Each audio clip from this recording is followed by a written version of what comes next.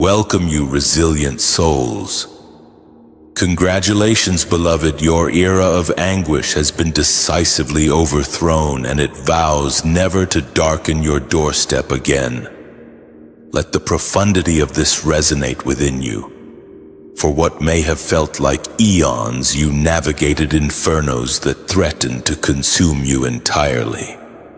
You weathered tempests that painted a horizon of permanence, faced battles that felt relentlessly unending, and endured trials that led you to question whether grace itself had lost its way to you. But a truth often remains unspoken. Even the bleakest chapters are destined to conclude. Neuroscience suggests that the human brain often clings to trauma with greater tenacity than joy, allowing it to linger, echo, and replay. However, in the spiritual realm, the inverse holds true. Once a soul chosen and resilient transcends the breaking point, the echoes of past suffering lose their dominion over their journey forward. The torment that once defined yesterday simply lacks the authority to dictate the narrative of tomorrow. Here's where the triumphant irony unfolds. The forces of darkness wagered that you were a captive audience, perpetually bound to a subscription of pain like an unauthorized recurring charge. They presumed you would remain ensnared in an auto-renewing cycle of suffering. But grace intervened, severing the connection with a decisive act, ensuring that your torment would not be reinstated regardless of their entreaties. This transcends mere optimism. It is the essence of reality. You have not only faced the crucible, but emerged refined. The contract is nullified. The cycle is irrevocably broken. That which was meticulously crafted to bury you has already served its singular purpose to unveil your unshakable spirit. And henceforth let this truth stand as an unwavering beacon. You shall never be compelled to traverse that path again. Firstly, that which sought to dismantle you is powerless to resurrect its cycle. The architects of adversity can only perpetuate their designs upon the unhealed. Once you have navigated the crucible, enduring what might have shattered others, the insidious pattern itself loses its grip. The intensity and relentless nature of the trials were not merely an attack, but a deliberate attempt to forge a self-perpetuating loop, trapping you in cycles of pain, disappointment, and ultimate defeat. These cycles are engineered to deplete the human spirit, extinguishing the flame of hope. But the truth is, you shattered the loop by simply enduring beyond its calculated expiration. The season of tribulation was not arbitrary. It was meticulously designed to feel unending. You may have observed the familiar sting of pain reappearing under various guises: betrayal after betrayal, loss after loss, setback after setback. This was no coincidence. It was a design of spiritual origin. Darkness thrives on the recycling of misery. If one weapon proves effective, it is wielded repeatedly until the spirit buckles.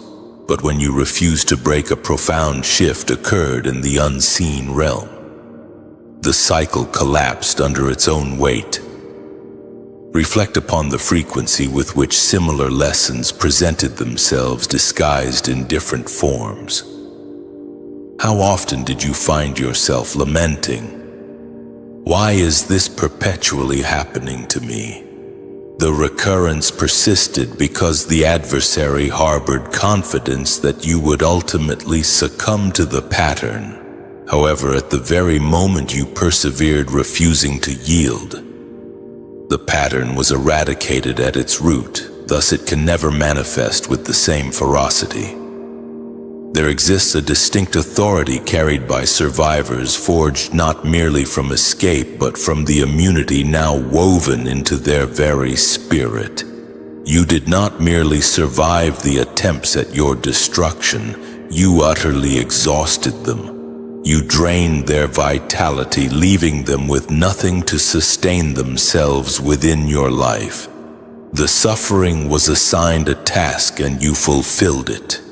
That is why that path is closed to you forever. The cycle has expired. The enemy lacks the power to conjure new torment from thin air. They are reliant on patterns, generational wounds, and familiar triggers.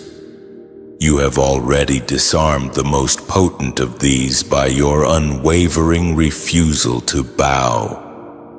Therefore, what sought to break you once is forever barred from repeating its assault. It is irrevocably over. You have not merely weathered the storm, you have dismantled the very system that conjured it. And this is why you shall never confront that particular nightmare again. Secondly, the contract of suffering has expired.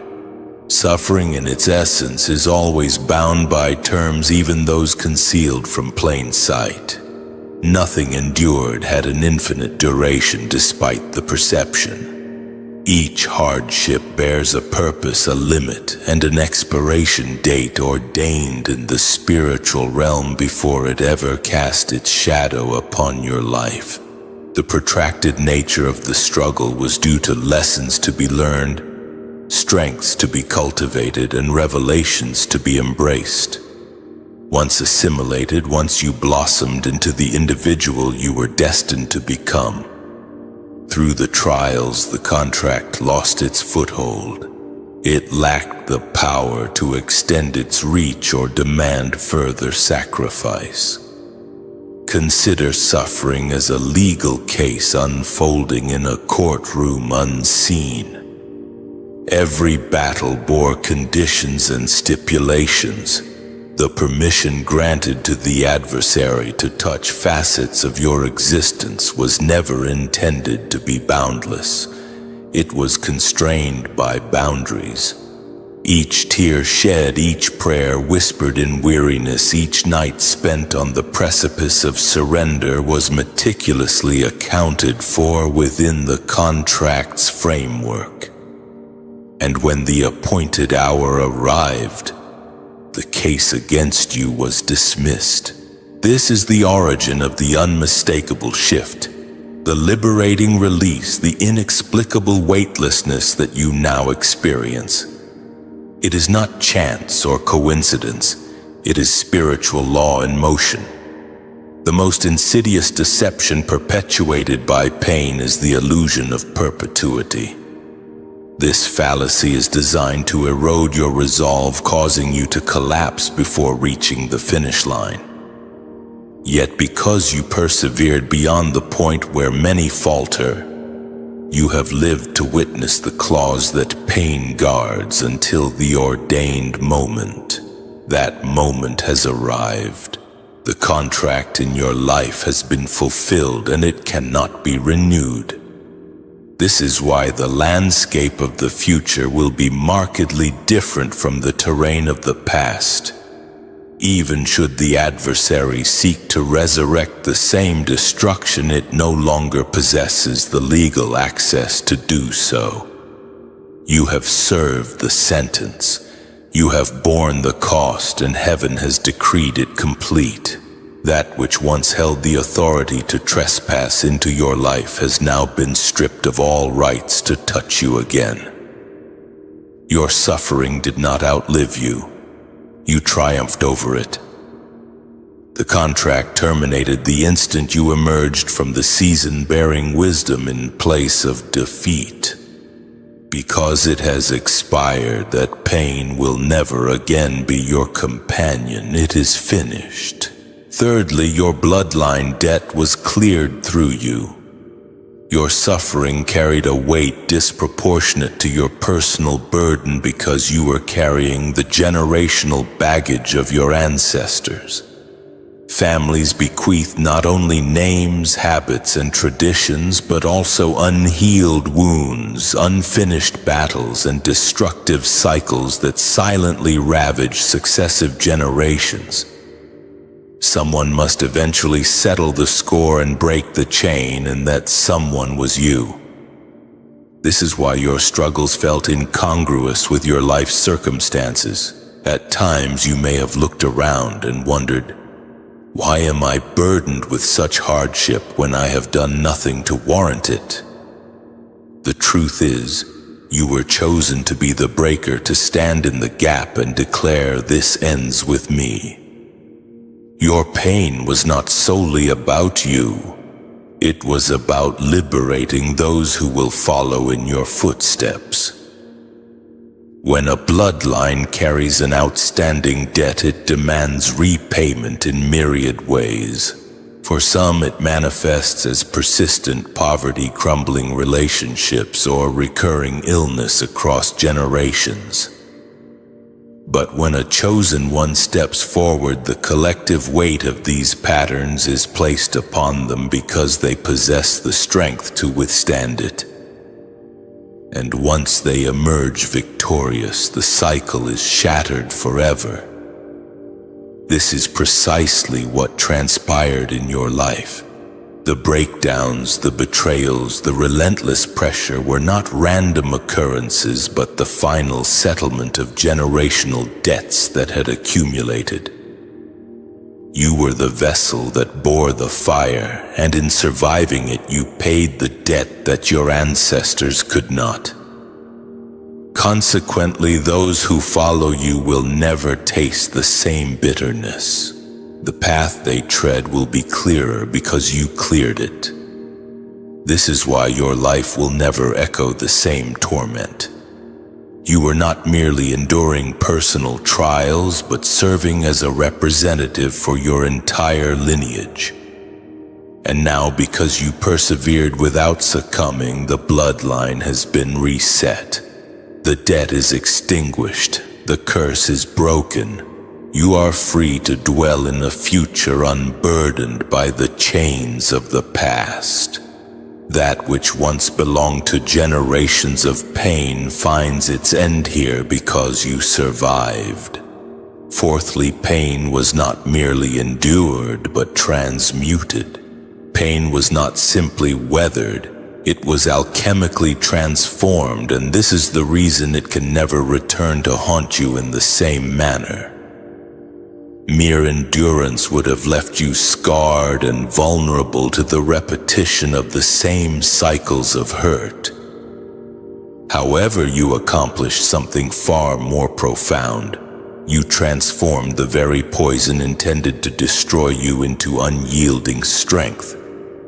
This is the hidden power of those who are chosen. They do not merely exist within the fire. They allow the fire to reshape them until it loses its dominion. Each betrayal, each loss, each humiliation was intended to inject bitterness into your soul, to diminish you, to fuel anger and despair. Instead of allowing it to corrode you from within, you alchemized it into wisdom. You acquired the ability to discern deception before it speaks, to perceive danger before it manifests, and to safeguard your soul without hardening your heart. This transformation is irreversible. That which once possessed the power to wound you can no longer reach you, because it no longer aligns with the person who emerged from the fire. This is the essence of transmutation in the life of a chosen one. Pain no longer resides as trauma, but as authority. Sleepless nights became heightened discernment. Loneliness deepened your understanding. Tears clarified your vision. Even shame was forged into a shield, rendering you untouchable in areas where you were once vulnerable. The very weight that almost crushed you became the weightlifting that fortified your spiritual muscles. This is why you need not fear the recurrence of old sufferings. You did not simply escape them, you metabolized them. poison cannot kill you if your system knows how to transform it into medicine. The enemy lacks the power to inflict harm with the same tools because those tools have already been disassembled and reassembled into your weapons. Your pain has been transmuted into something immortal. That which once stalked you has become your very protector. Thus it will never return in the same form. You did not simply survive. You rewrote the rules of engagement. Now all that opposes you must contend with the upgraded version of who you became through suffering. Fifthly, the enemy exhausted their arsenal against you. The battle felt like an all-out war, unrelenting because the adversary truly emptied its arsenal in a desperate attempt. Every fiery dart, every concealed trap, every betrayal, every assault on your mind, body, and spirit was the culmination of years of stored rage directed toward one objective: your annihilation. The intensity was not arbitrary. It was calculated. They believed that deploying everything at once would ensure your collapse. But they failed to account for the presence of the divine within you. The season felt like the end because the enemy was convinced it would be. They launched not minor distractions, but their sharpest, deadliest weapons. The betrayals cut deeper, the losses weighed heavier, and the spiritual warfare was more suffocating than anything you had previously encountered. You were not merely contending with ordinary pressure. You were enduring the concentrated force of every fear and vulnerability they believed would break you. Yet here you stand. This survival alone is proof that the arsenal is depleted. What the enemy desperately wants to conceal is that attacks are not limitless. There is no inexhaustible supply of new deceptions. Evil thrives by recycling what has proven effective, but once it fails, the power of that weapon dissipates. That is why everything was unleashed simultaneously. It was their last-ditch effort, their final gamble. They sought to extinguish you before your breakthrough, knowing that once you survived, you would become untouchable.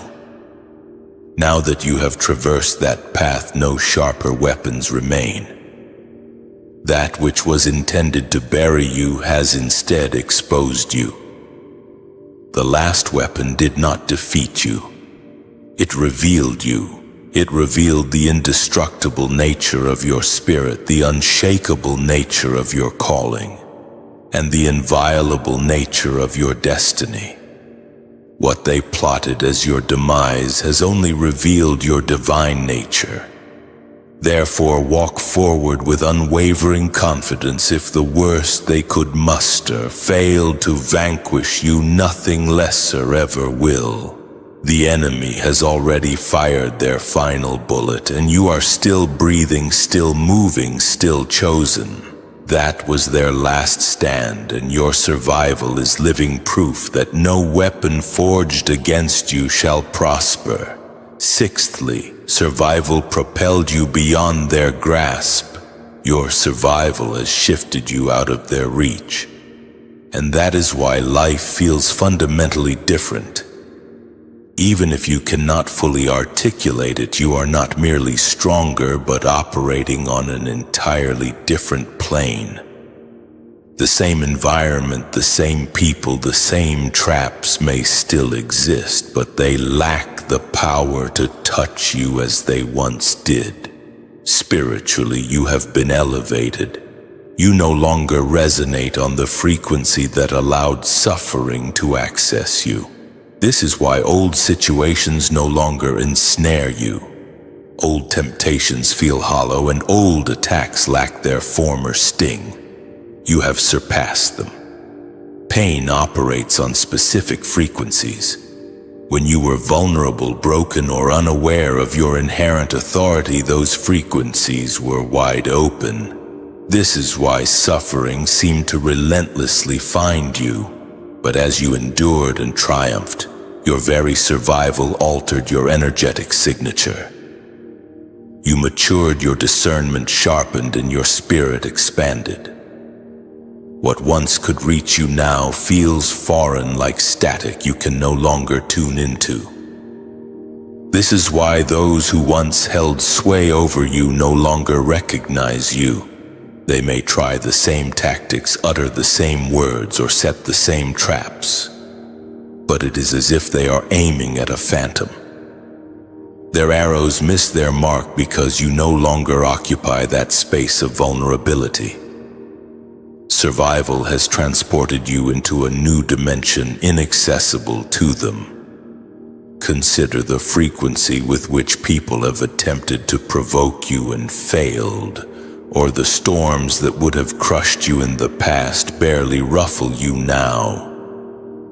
This is not accidental. It is evidence of your ascension beyond their grasp. Spiritually, you have ascended beyond their atmosphere while they remain tethered below, grasping at empty air. This is why you need not fear relapsing into the darkness that once broke you. That suffering no longer exists on your current plane. You can observe it, recall it, but it cannot touch you.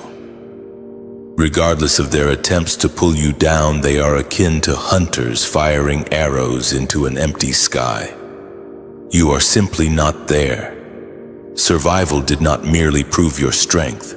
It relocated your spirit to a realm where only victory can reside. Seventhly, your spirit became an immune system. Your spirit now functions as an immune system, one of the most profound rewards for surviving what should have obliterated you. Initially, trauma caught you off guard. It struck at unforeseen vulnerabilities, tearing open wounds previously unknown. You succumbed because you lacked a defense mechanism. But survival is transformative. It recalibrates your inner being. Your spirit is no longer exposed in the same way. Each attack has trained you to discern danger before it takes root, deception before it sounds convincing, and darkness before it masquerades as light. What once infiltrated undetected now triggers alarms within your very core. You sense betrayal before the mask falls, manipulation before the strings tighten, and destruction before the first cracks appear. This is not paranoia, but your spirit's production of antibodies mirroring the body's enhanced defense after exposure to illness. Your spirit has cultivated resistance to the very forces that sought to crush you, and this resistance is permanent. This is why you will never revisit that precise suffering. Trauma did not merely wound you, it educated you, reprogramming your discernment. The lessons were not in vain. They rewired your soul with wisdom and resilience that cannot be unlearned. You no longer embrace what you once tolerated, nor ignore the signals you once disregarded. Your spirit's immune system now filters out what is dissonant. This aspect is the most infuriating for the adversary. They could once blindside you with familiar tactics, but now every move feels predictable. That which shattered you then cannot even scratch you now because your soul rejects it instantaneously. Even the mere thought of reverting to old patterns triggers your spirit's recoil. This is not fear, but immunity, the hallmark of one who has survived and emerged transformed. Your suffering has constructed something eternal within you, a defense system that safeguards you with diminished effort. You will not stumble into the same traps because your very spirit will block them before they reach you. The trauma that once shattered you has become your greatest protection. Eighthly, that which was intended to kill you became your seal. That which was intended for your demise has become your seal, permanently altering your standing in the spiritual realm. Attacks do not cease upon survival. They leave a mark, an indelible signature designating you as untouchable. Darkness recognizes and respects failure in its twisted way. Each assault on your life, each snare, each betrayal, each brush with death was intended to silence you forever. But your survival bestows upon you an invisible seal, irremovable. This seal is not visible but evident in the way existence now interacts with you. The enemy recognizes you are no longer a candidate for destruction. Tested at the highest level, you bear a spiritual insignia that proclaims, "This one is marked." This mark signifies in the unseen realm that those that had dominion over you no longer possess any claim. It is not to say that future challenges will not arise, but they cannot touch you in the same manner.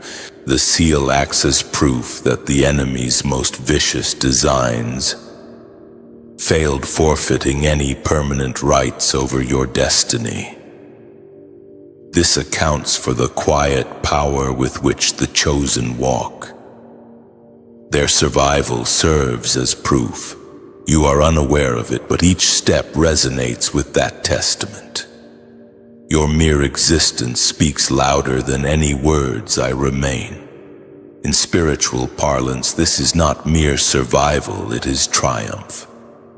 This seal impacts how heaven regards you with angels' favor and divine protection, responding differently to those emerging from the fire unscathed. God sanctions this seal as evidence of covenant. It is conferred not by attainment but by survival. That which sought to bring you down is now everlasting proof. Ninthly, you overcame the impossible. You lived through what was deemed impossible, an undeniable truth that distinguishes you from others. You endured anguish that would have forever broken others, wounds that should have dictated your life, and circumstances that should have buried you long ago. Instead, you defied all expectations. The very fact that you exist disproves predictions made about you. Betrayals that strip one of trust, loss that extinguishes the desire to live, and oppression that eradicates identity rarely see recovery. Yet you did not succumb. That is no small matter. People thought the story ended at your collapse, but your rising defies their understanding. They saw weakness, but your endurance proved different. They presumed you were finished, but your spirit contained unread chapters. The enemy believed that presenting insurmountable obstacles would silence you for eternity, but you turned impossibility into evidence of God's hand on your life. Now your presence is unsettling because after what you have been through, you should not be standing here. You are the walking proof of defiance. Tenthly, your story ascended to God's courtroom. The injustices you experienced were recorded and weighed with your testimony prevailing. Now the case against you is closed, the sentence served, the suffering complete. You have emerged into a brighter future. So to sum it all up, you've overcome, you've broken free, and you are walking into a future where the shadows of the past have no dominion. You've not only survived, but you've transformed, disarmed, and outgrown the very things that sought to destroy you. Remember that power within you, that resilience, that truth. You are marked, you are immune, and you are undeniably beautifully free. I'd love to hear your thoughts. What part of this resonated the most with you? Have you experienced something similar in your own life? Leave a comment down below, ask a question, or just share your perspective. Let's keep this conversation going. And if this message touched your heart today, be sure to hit that subscribe button so you don't miss out on future inspiration and insights. We're in this journey together. Thanks for being here, for being here, for being here, for being here. Welcome the anointed ones. When a pack of wolves can't take down a lion, they eventually turn on each other. Family. Let's be brutally honest. Jealousy is one of the most ancient diseases of humanity, and history proves it's deadlier than any virus. Studies have shown that envy doesn't just sit in the mind. It eats away at the body like poison, literally raising stress hormones, weakening immunity, and even shortening lifespans. So when a jealous group of people plotted against you, they weren't just risking your downfall. They were signing up for their own slow, agonizing destruction. Now here's the suspenseful twist that should send shivers down their spines. While they thought they were orchestrating your collapse, heaven was meticulously documenting their every move, archiving their treachery.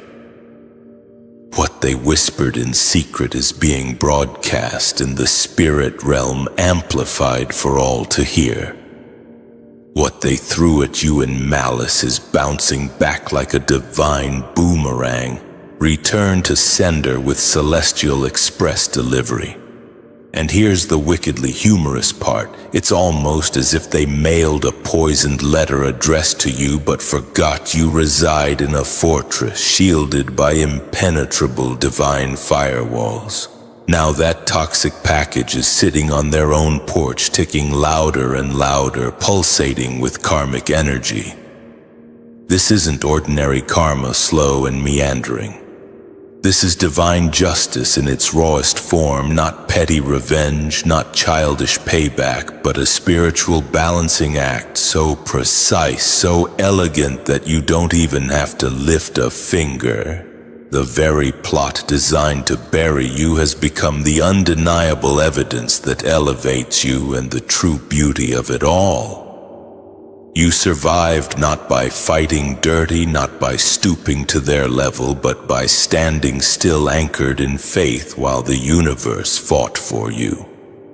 Stay with me, because what I'm about to break down will shake you to your core. How the jealous crew that came together in wickedness are now hopelessly trapped in their own meticulously woven net. Why their alliance built on envy and deceit was doomed from the start, and how divine law is systematically exposing every hidden motive they so desperately thought would stay shrouded in the shadows. Get ready, because this isn't just about what they did to you. It's about what heaven is now relentlessly doing to them. Number 1. Their plot was ironically the ultimate proof you were untouchable. The very fact that a whole group of people had to come together, pooling their resources and malice just to try and pull you down, is already irrefutable proof of how exceptionally untouchable you are. One person's jealousy wasn't enough. One person's slander couldn't penetrate your armor. One person's isolated attack was utterly insufficient. It took a collective, concerted effort. That alone speaks volumes, doesn't it? Think about it logically. If you were ordinary, if you were easily dismissed, it wouldn't require a committee. The undeniable reality is that the weight you carry spiritually, mentally, and even energetically is so profoundly intimidating that no single individual could handle the daunting assignment of trying to dim your radiant light. They had to gather like sniveling cowards in a dark corner, because deep down, one-on-one, they knew they would inevitably lose. This is what most people tragically fail to realize about spiritual warfare. The sheer size and scope of the attack always directly reveals the magnitude of the calling on your life. The moment you notice not just one but multiple people aligning themselves against you, it was unequivocal confirmation that you hold a level of significance that is breathtakingly rare. They couldn't simply ignore you. Your light was too bright, your presence too powerful. So they decided to band together in an attempt to extinguish your flame. And ironically, by doing that, they inadvertently exposed your true, indomitable power. Their desperate attempt to destroy you became an accidental, earth-shattering announcement that you are chosen, set apart, and inherently dangerous to the false, fragile systems they have desperately built their lives on. You didn't have to prove your strength. Their pathetic reaction definitively proved it for you. People don't plot against what they don't fear. Nobody gathers a whole group expending precious time and energy to stop someone who simply doesn't matter. Their jealousy wasn't triggered by your perceived weakness.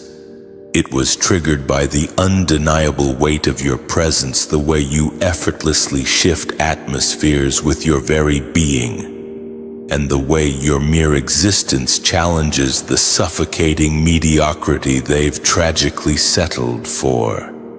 Their desperate plotting was the clearest, most undeniable sign that your influence is far bigger, far more expansive than you even consciously realized. And here's the brutal truth they never expected to face. By joining forces, they didn't multiply their power. They only multiplied their exposure, amplified their vulnerability.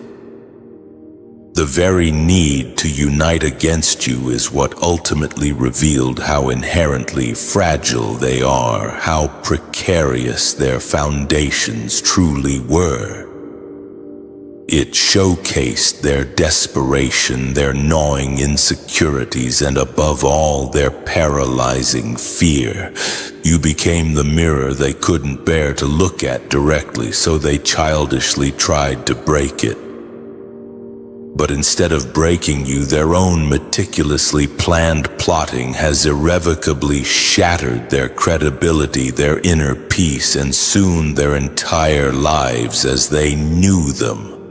What was meant to be your ultimate downfall has become undeniable, irrefutable proof that you were never ordinary, never meant to blend in.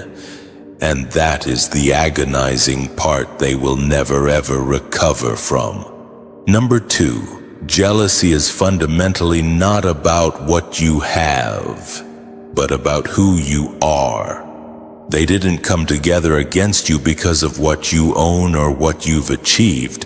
If it were just about superficial things like money, status, or material success, they could have simply competed, copied your methods, or tried to superficially outdo you. That would have been the easier, less psychologically damaging route.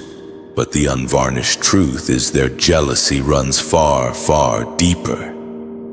It's about who you are at your core, the intrinsic essence you effortlessly carry, that radiant inner light that can't be manufactured, imitated, or purchased, no matter how much money they throw at it. And that's precisely why it torments them, why it keeps them up at night. There's something profoundly unsettling about a person who simply exists authentically and unapologetically and yet commands attention, respect, and admiration without even trying. You didn't beg for their validation.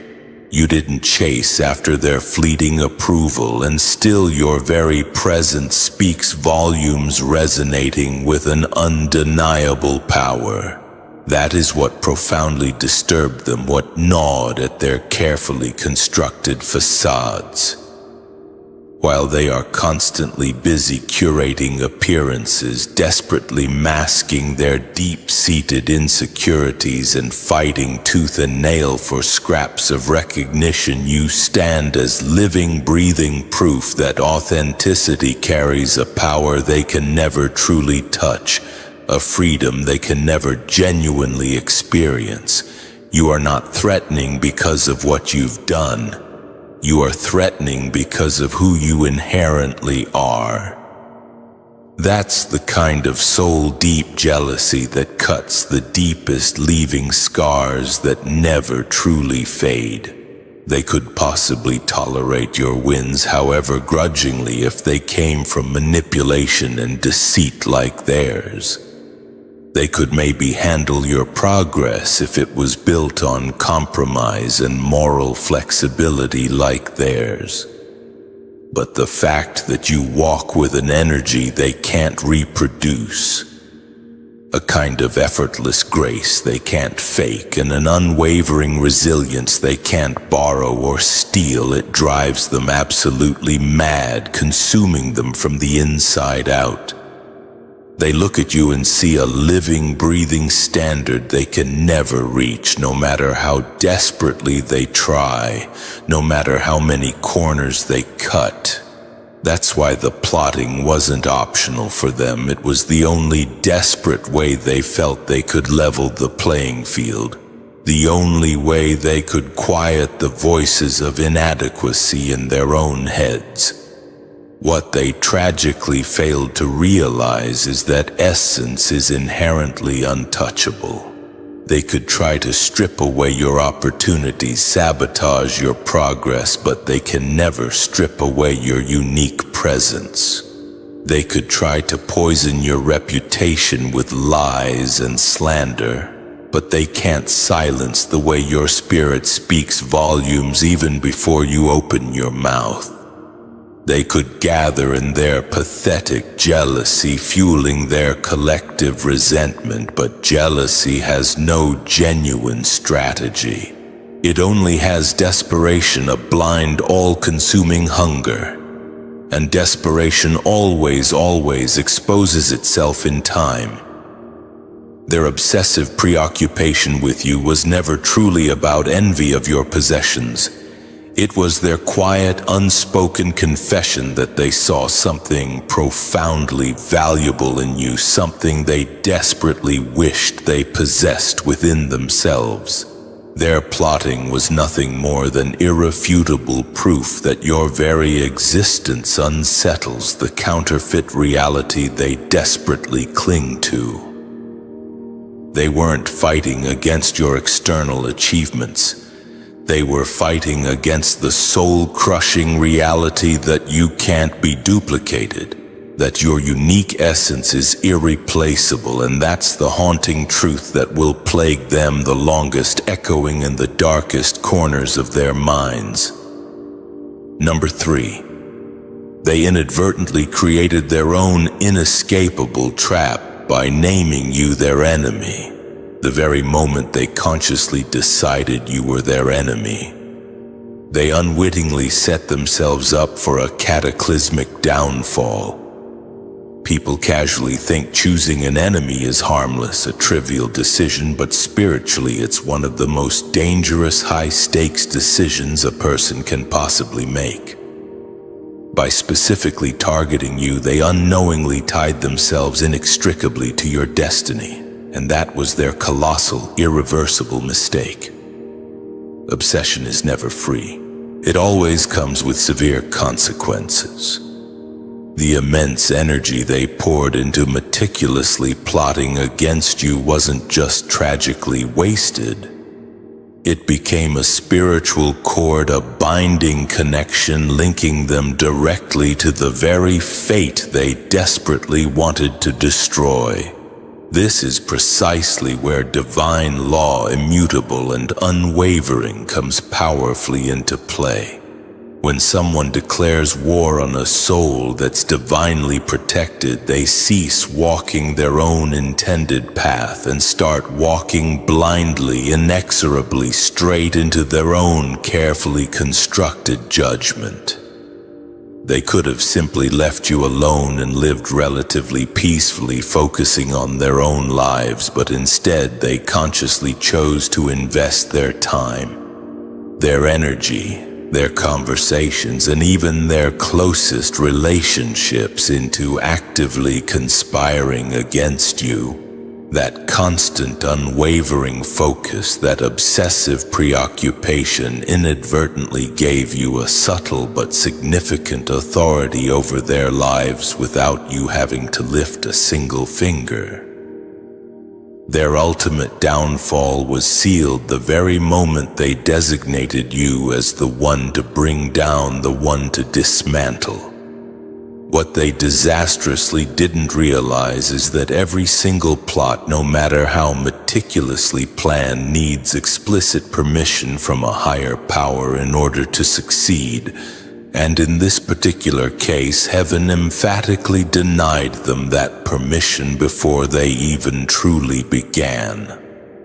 By naming you as their sworn enemy, they weren't just fighting a person, they were foolishly fighting against the impenetrable divine covering that shielded your life. That is a battle they could never ever win.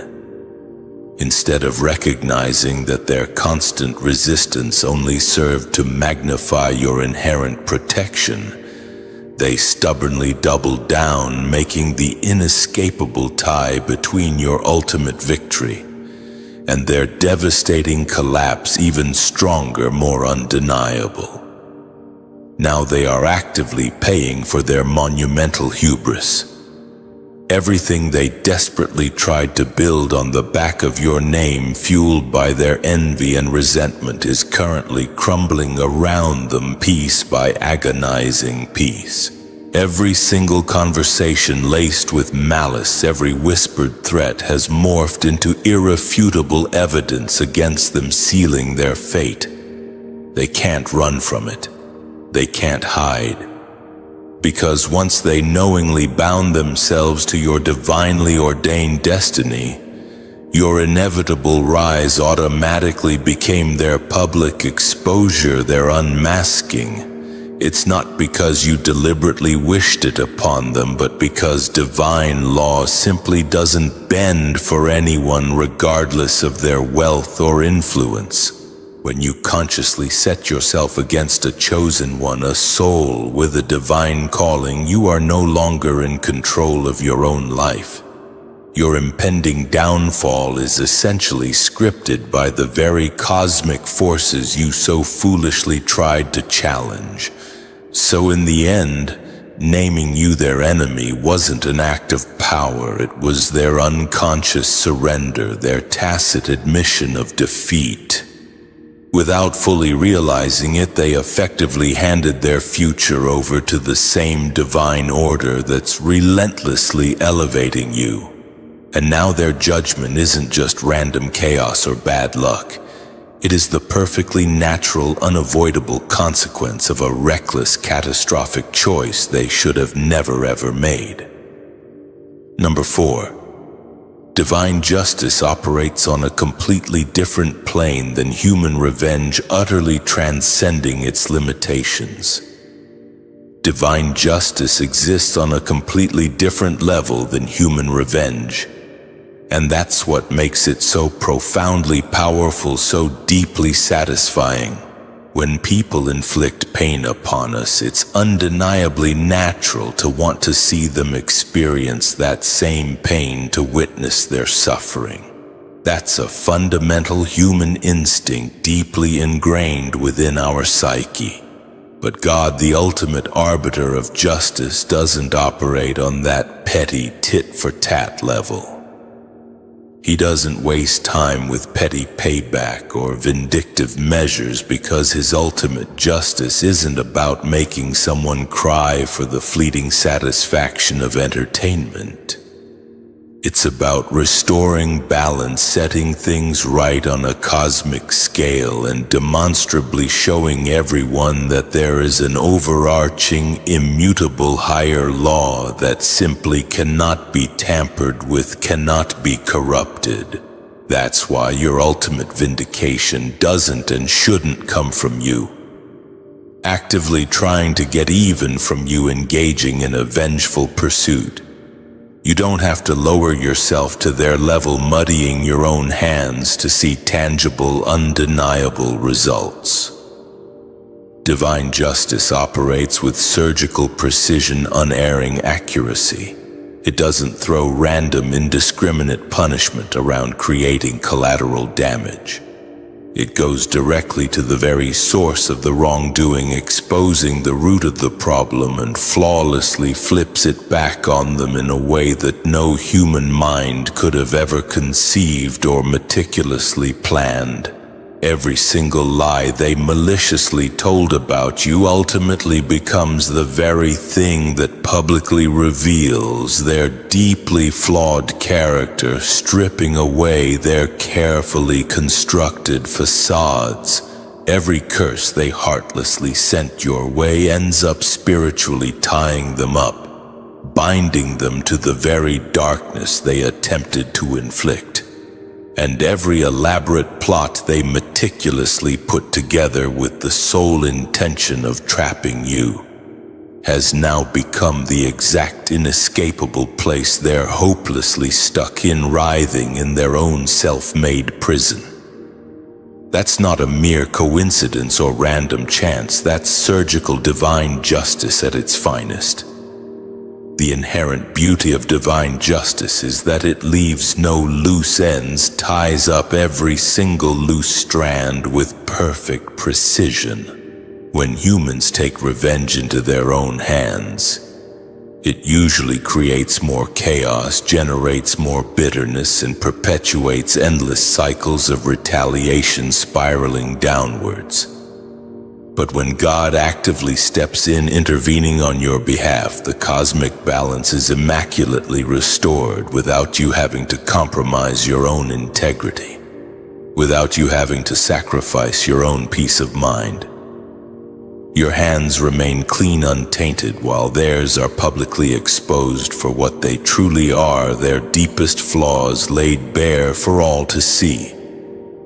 That's precisely why when people witness your vindication, it carries such undeniable weight, such profound resonance. It doesn't look like petty drama or senseless conflict. It unmistakably looks like the unvarnished truth being gloriously unveiled, the darkness being unequivocally illuminated.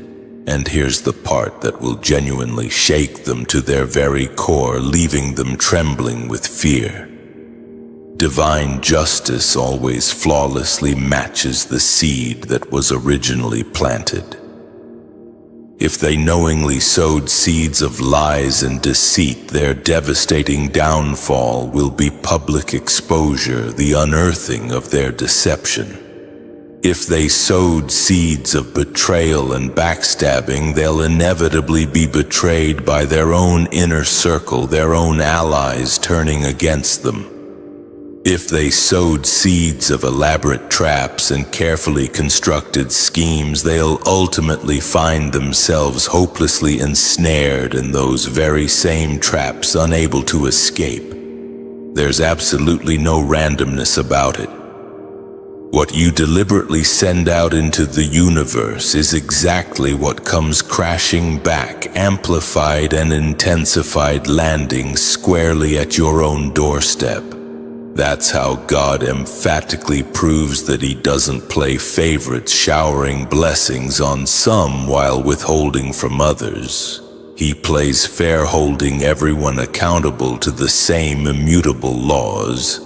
So no, you don't need to take any fleeting comfort in actively watching them suffer, deriving pleasure from their pain. You take lasting comfort in witnessing the unwavering precision of heaven as it systematically restores cosmic order while you continue to rise untouched and unburdened, soaring to new heights. Their devastating collapse isn't just random chaos or bad luck. It's irrefutable proof that divine law is actively alive and cannot under any circumstances be escaped, no matter how cleverly you try to evade it. Number 5.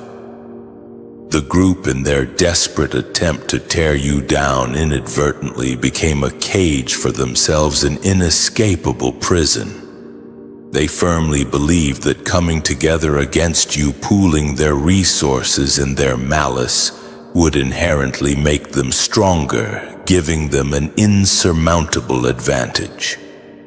In their warped minds, superficial unity was the ultimate key to victory, the undeniable pathway to your destruction. They vehemently convinced themselves that if they spoke with one united voice, moved as one cohesive body, and meticulously planned their schemes in unwavering secrecy, they would undoubtedly overpower you, crushing your spirit and extinguishing your light. But unity rooted in wickedness, fueled by jealousy and lies, doesn't create genuine strength. It ultimately creates bondage, a suffocating confinement. By knowingly tying themselves together with cords of deep-seated jealousy and consuming hatred, they built a cage for themselves, a prison that none of them can now truly escape, no matter how desperately they try to break free. What they foolishly thought would be their safe space, their impenetrable power base, has inexorably become their prison, a living hell of their own creation. The unvarnished truth is that when people consciously gather for a cause rooted in lies fueled by destruction, their superficial unity is inherently fragile from the very start, riddled with cracks beneath the surface. It might look superficially powerful and intimidating on the outside, projecting an image of invincibility, but on the inside it's intrinsically toxic, poisoning their minds and corrupting their souls. Every single word they maliciously spoke against you carried heavy spiritual weight, and because they knowingly agreed to it as a collective group, they are now all undeniably bound by the same devastating judgment, shackled together. The same agreement they foolishly thought would protect them has instead chained them inextricably to each other's catastrophic downfall, sealing their collective fate. This is divine law actively at work, manifesting in its purest form. Unity is undeniably powerful, but it doesn't discriminate, doesn't selectively choose who it impacts. It magnifies whatever underlying energy it carries, amplifying its effects. When people consciously come together for good, driven by love and compassion, blessings multiply exponentially, enriching their lives. When people consciously come together for evil, driven by hatred and jealousy, destruction multiplies just as rapidly, devastating their lives. They unwittingly activated a profound spiritual principle without fully realizing its far-reaching consequences, and now they are hopelessly stuck in the inevitable consequences, unable to extricate themselves. None of them can pull away clean, severing their ties, because they willingly signed their names both figuratively and spiritually in agreement when they knowingly joined the malicious plot. What makes this situation even more brutally ironic is that the very same group they desperately leaned on for support and validation is the same group that will inevitably witness their public exposure, their humiliating downfall, unable to offer any real comfort. They cannot even genuinely comfort each other because deep-seated distrust has already insidiously crept in, eroding their fragile alliance. Each one is silently wondering who will be the first to crack under pressure, who will confess their sins, who will betray the rest in a desperate attempt to save themselves from utter ruin. The cage they meticulously built is tightening, relentlessly squeezing the life out of them, and their own twisted unity is slowly suffocating them, robbing them of their peace of mind. What was initially supposed to make them strong has instead become the very weight that inexorably drags them down together, plunging them into the depths of despair. And this is the ultimate irony of plotting against someone divinely protected, someone walking in their purpose. You don't just destroy yourself through your own malicious actions. You inevitably drag down everyone foolish and reckless enough to consciously join you in your destructive endeavor. Their alliance wasn't a source of legitimate power. It was a spiritual trap meticulously disguised as friendship, a deceptive illusion. And now they are hopelessly locked inside it with absolutely no escape. Number 6. You were not supposed to fight back, engaging in petty squabbles. You were specifically meant to witness, to observe the unfolding events with unwavering faith. One of the hardest, most crucial lessons for a chosen one to learn to truly internalize is that not every single battle is inherently theirs to actively fight. When people consciously come against you with lies, deliberate betrayal, and carefully constructed schemes, everything in your human nature, your innate instincts understandably wants to rise up and defend yourself, to clap back with equal force, or to publicly expose them for their treachery. That instinctive urge is entirely normal, entirely understandable. But it's not always divinely guided. It's not always the path you are meant to take. The unvarnished truth is that this particular plot, this calculated attack, was never inherently meant for you to personally handle. It was specifically meant to reveal for all to see how heaven actively fights for its own, how divine protection manifests in tangible ways. Your designated role wasn't to swing back, engaging in a tit-for-tat exchange. It was to consciously stand back, firmly anchored in faith, and bear witness to the unfolding events.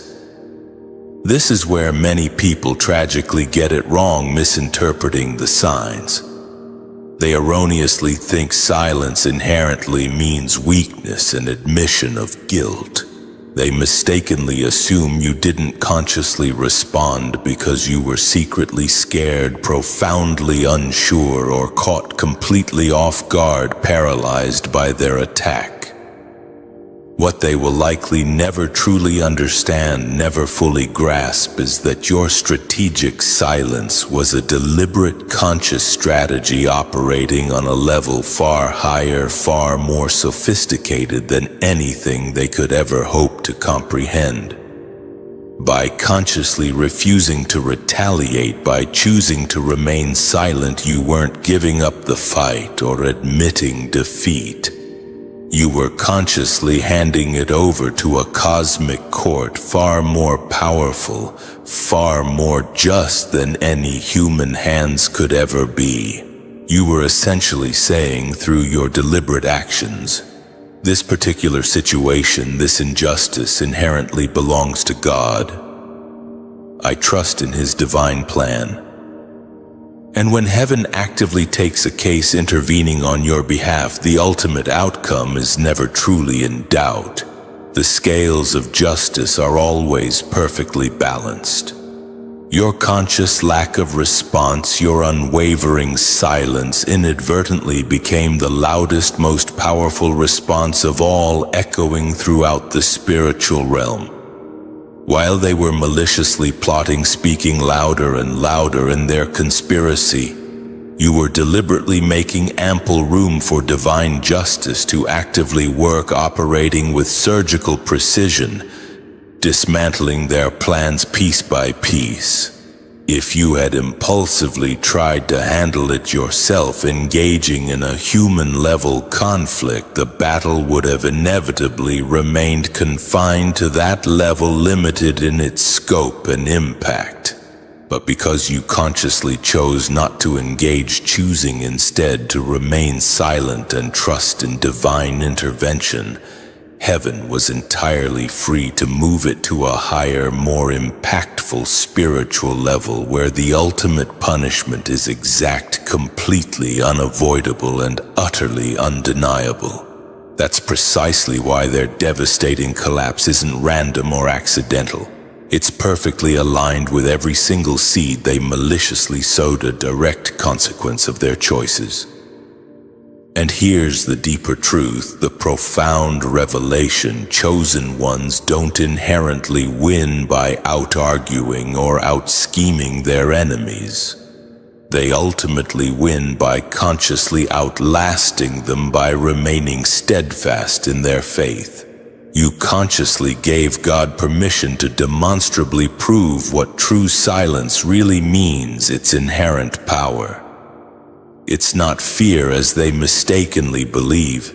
It's inherent authority, a quiet confidence. Only someone who is truly confident in their divine covering, in their impenetrable protection, can consciously stand still while being vehemently attacked, while being falsely accused. Your conscious silence, your deliberate inaction, was your way of silently saying, "I know who I am, and I undeniably know who actively defends me. I have unwavering faith in his plan. So no, you weren't inherently supposed to fight back, engaging in a petty back and forth.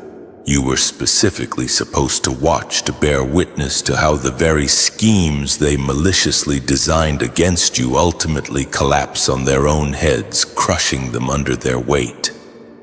And now, as their carefully crafted words backfire spectacularly, their meticulously woven lies unravel before their very eyes, and their superficial unity dissolves into bitter infighting, you stand as living, breathing proof that divine justice only truly needs your patience, your unwavering faith, not your frantic retaliation.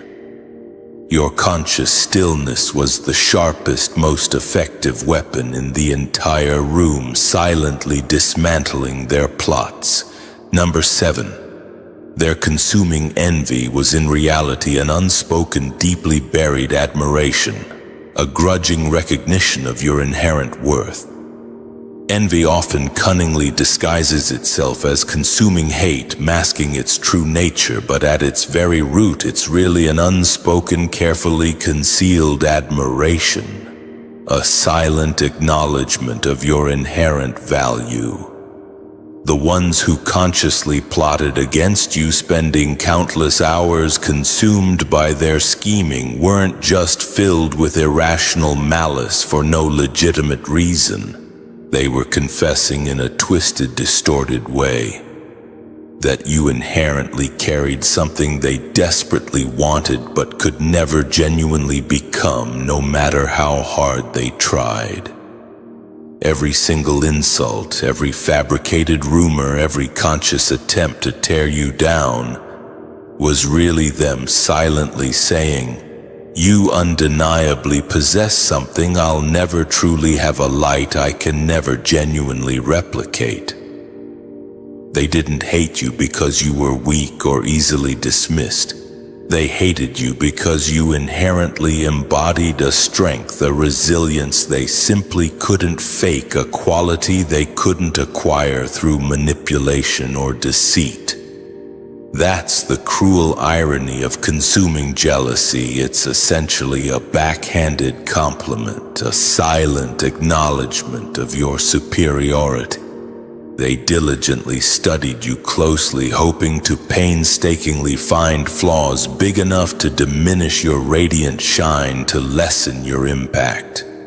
But instead of finding inherent flaws, all they kept finding were admirable qualities that only served to expose their own deep-seated lack, their own perceived inadequacies. Your inherent resilience, your unwavering ability to bounce back from adversity made them feel inherently fragile, easily broken.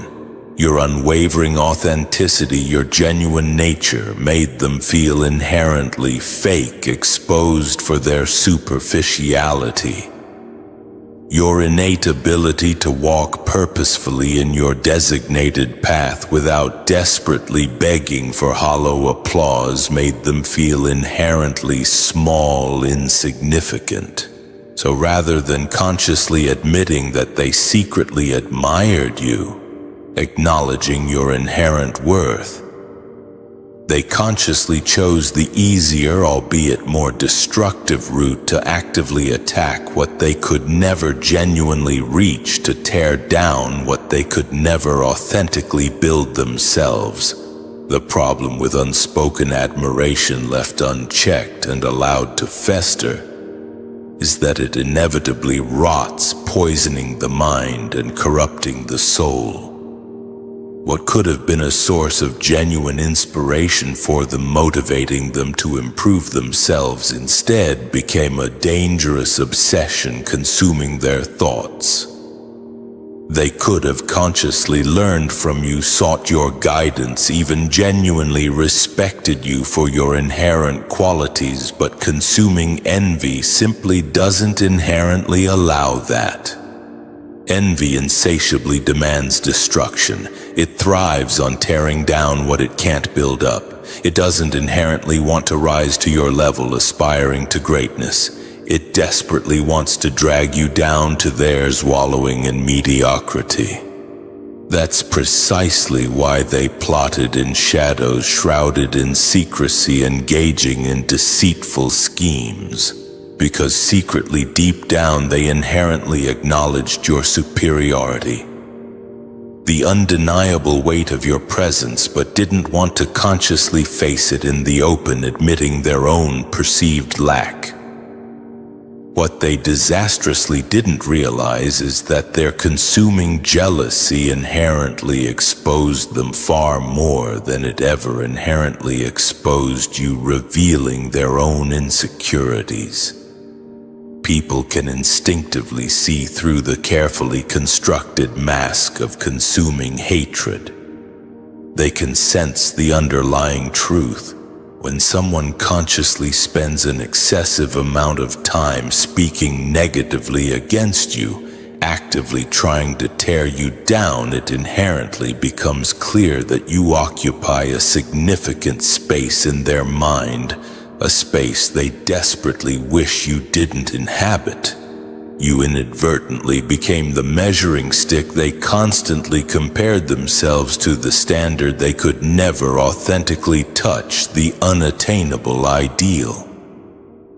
Their every conscious attack, their every deliberate act of sabotage was essentially an accidental confession that you were the one they simply couldn't stop thinking about, the one who haunted their thoughts.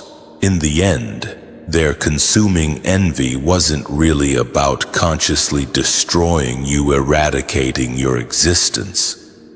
It was fundamentally about the deep-seated agony of inherently knowing you carried something they longed for but could never genuinely embody, an inherent quality they could never authentically replicate. And that's precisely why karma will ultimately feel heavier on them, crushing them with its weight.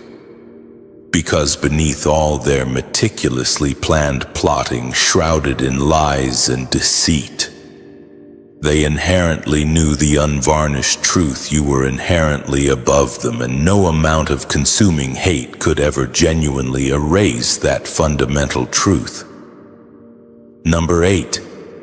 They consciously mistook inherent darkness for strategic brilliance, falsely believing their actions were justified. They consciously thought they were being inherently clever, outsmarting everyone with their cunning plans. They stubbornly believed that consciously moving in silence, meticulously plotting behind closed doors, and carefully keeping their twisted schemes hidden would inherently give them the upper hand, guaranteeing their success. To them, calculated secrecy inherently felt like legitimate power, a source of unwavering strength. But what they disastrously didn't inherently understand is that darkness is fundamentally not a legitimate strategy. It's inherently just a temporary delay of inevitable exposure, a fleeting illusion. When the designated target of your carefully constructed schemes is someone inherently protected by divine light, someone shielded from harm hiding in the shadows doesn't inherently protect you from the consequences. It only inherently ensures that when you are eventually exposed, the revelation will be louder, clearer, and far more humiliating, amplified for all to witness. This is one of the oldest, most immutable spiritual laws resonating throughout the cosmos. What is deliberately whispered in the darkness, shrouded in secrecy, will inevitably echo loudly in the open, reverberating for all to hear. They consciously mistook their temporary invisibility, their ability to operate undetected, as legitimate success, falsely believing they were getting away with their actions. But heaven was meticulously recording every single detail, archiving their insidious actions, their secret meetings, their carefully chosen words, their deliberately fake smiles, their subtle betrayals. Nothing escaped the watchful eyes of divine order. None of it slipped past the all-seeing eyes of divine order, remaining unnoticed. The very thing they consciously thought made them inherently safe, shielding them from accountability, was the very thing that inherently made their devastating downfall inevitable, sealing their tragic fate, because inherent light and inherent darkness simply don't coexist peacefully for long. They are fundamentally incompatible. When inherent light inevitably shows up, illuminating the darkness is inherently forced to flee. Retreating into the shadows, and exposure ultimately becomes completely unavoidable, utterly inescapable. The inherent arrogance in their twisted thinking is what ultimately sealed their tragic fate, guaranteeing their devastating downfall. They erroneously assumed that if nobody knew what they were consciously doing, carefully plotting in secret, the damage would inherently stick, permanently tarnishing your reputation. And they could easily escape accountability for their insidious actions. But conscious secrecy doesn't inherently equal sustainable safety. It inherently equals storage, a temporary holding pattern. All they consciously did was meticulously store up divine judgment, carefully accumulating the consequences of their actions, which would inevitably pour out at the designated right time, an unavoidable deluge.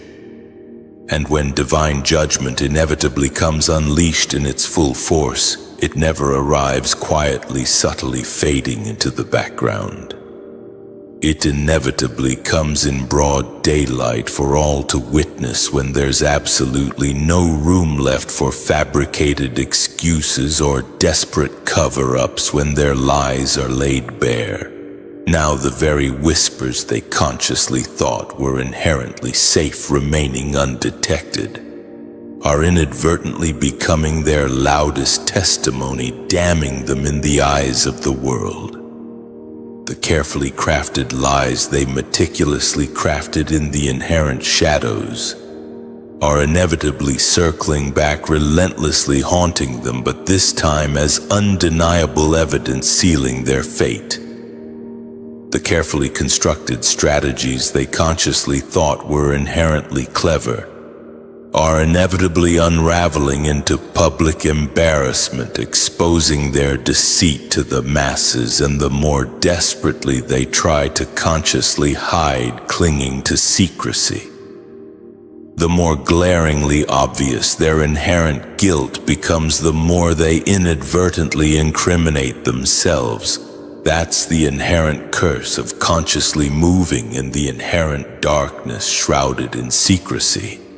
It inherently gives you a false, fleeting sense of control, a deceptive illusion, until the inherent light inevitably arrives, piercing the darkness, and then it relentlessly exposes every single crack you desperately tried to cover up, revealing the inherent truth. So their carefully planned strategy wasn't inherently a legitimate strategy at all. It was inherent arrogance meticulously dressed up as wisdom, a dangerous facade. And because they deliberately dared to consciously use inherent darkness against a child of inherent light, a soul divinely protected exposure wasn't just inherently possible. It was irrevocably guaranteed, etched in the fabric of reality. Their meticulously guarded secret has irrevocably become their damning sentence. And now what they consciously thought nobody would inherently ever know is the very thing that everyone is openly talking about, scrutinizing their actions. Number 9. The weight of their conscious actions. Their deliberate choices inevitably becomes generational, extending far beyond their own individual lives. The inherent seriousness of what they consciously did, the weight of their deliberate actions inevitably goes far beyond their own fleeting lives, impacting future generations. When someone deliberately rises up against a person divinely protected, a soul walking in their purpose, they aren't just consciously gambling with their own present existence. They are consciously gambling with the entire trajectory of their own bloodline, jeopardizing their legacy. That's the inherent weight of immutable spiritual law, its far-reaching consequences. It doesn't just consciously measure the individual's actions, it meticulously measures the ripple effect, the cascading impact on those connected to them. Their conscious actions weren't just inherently isolated events confined to a specific moment in time. They deliberately carried seeds, planting the seeds of karma. And seeds, whether inherently good or inherently bad, don't inherently stop at one single harvest. They consistently keep multiplying, bearing fruit long after the original planter is inherently gone, reaping the rewards of their choices. This is precisely why divine justice inherently feels heavier when it touches those who consciously plotted against you, the magnitude of their errors. Their deliberate choices weren't just inherently about fleeting gossip, fabricated lies, or conscious betrayal. They knowingly tampered with a life that was inherently chosen and divinely protected, violating a sacred boundary. And when someone consciously violates divine covering, acting with malice, the inherent consequences don't just bounce back on them, directly impacting their own lives. They reverberate throughout their lineage. So to wrap it all up, remember this: when jealousy rears its ugly head and people try to tear you down, it's ultimately a twisted sign that you're shining brightly. Their actions reveal more about their insecurities than they ever could about your worth. Trust in the divine orchestration of justice, stand firm in your faith, and know that you are protected. Their attempts to diminish you will only serve to elevate you. I'd love to hear your thoughts on this. Have you experienced anything similar? What resonated with you the most? Leave a comment below. Ask any questions you have and let's start a conversation. And if this message resonated with you and you want to hear more empowering insights like this, be sure to subscribe so you don't miss out on future videos. Stay blessed, stay strong, and keep shining your light. Shining your light. Shining your light, shining your light, shining your light, shining your light. Welcome, chosen ones. They dared to pilfer from destiny itself, believing they could escape unscathed. Imagine someone reaching into the core of your being, seizing what was intrinsically yours and smirking as if it were an ordinary occurrence. But brace yourselves for a chilling revelation. A staggering 82% of financial fraud and inheritance theft cases unravel within the first year when whispers from within begin to surface.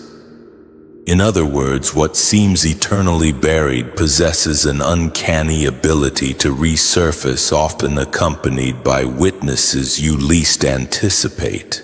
Now envision this scenario: the very individuals who gloated, conspired, and prematurely counted your inheritance as their own are now jolted awake at ungodly hours, drenched in sweat, frantically scrolling through messages, consumed by the paranoia of who will expose them next. That's the sound of justice knocking with unwavering resolve, its spotlight so blindingly intense that it obliterates their carefully constructed facade of lies. And here's the electrifying twist: you are not merely a spectator to this unfolding drama. You are the protagonist, the very fulcrum upon which this epic tale pivots. Each lie they meticulously planted, every secret they considered impenetrable, is now disintegrating in real time, revealing the stark truth beneath. The whistleblower isn't just a symbol of courage. They are the linchpin, the domino that triggers the catastrophic collapse of an empire built upon your stolen birthright. So prepare yourself, because what they plundered was far more than mere money. It was your legacy, your birthright, and now the very individuals who attempted to play puppet master over your life are about to receive a harsh, unforgettable lesson in the cosmic theater of justice. The universe possesses an unyielding memory. It simply bides its time, and yes, sometimes it delights in subtly mocking their hubris while setting the stage for their downfall. This is not a tale of petty vengeance. It is a narrative of inevitable justice, explosive revelations, and the unstoppable return of what is rightfully and intrinsically yours. First, their panic is your victory anthem. Their panic is not arbitrary. It's a resonating signal of truth breaking through the surface. When individuals resort to theft, manipulation, or usurpation, they carry an invisible, ever-present burden: the weight of their transgression.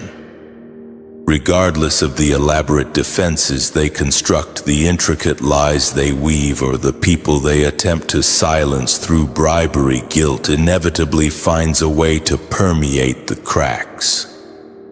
And now, as the whistleblower fearlessly steps forward, illuminating the stolen inheritance, that intangible weight becomes undeniably visible. Each anxious phone call they make, every sleepless night they endure, every hurried explanation they stammer is a palpable manifestation of the mounting pressure they face. This stress transcends mere discomfort. It's the reverberating echo of their crime finally catching up with them. Their anxieties extend beyond mere reputational damage. They are gripped by the existential dread of losing control over the elaborate web of deceit they've meticulously crafted. Their panic reveals vulnerabilities far deeper than fear. It exposes the fissures in their once impenetrable armor.